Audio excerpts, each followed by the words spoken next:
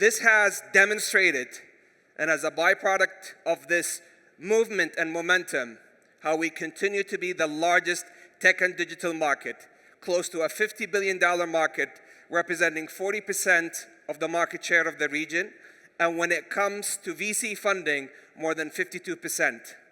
And on women empowerment, it doesn't get any better than this. We have celebrated last year becoming the highest and most successful story in women empowerment in tech and STEM on planet Earth. And today, we're gonna celebrate it on the highest platform for humanity, the International Space Station. Welcome to the stage, the first Arab Muslim woman to the International Space Station from the Kingdom of Saudi Arabia, Rayana Bernawi.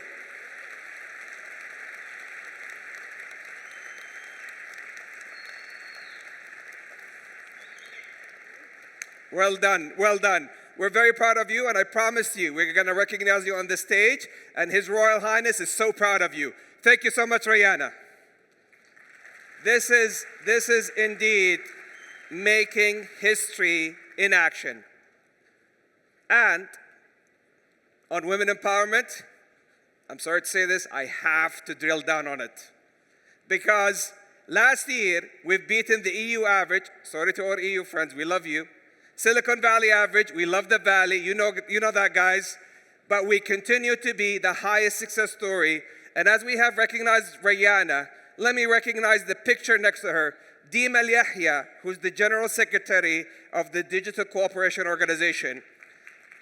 This is an organization that was a dream for His Royal Highness next to the G20 2020 under Saudi's leadership, because there was so much polarization in the world.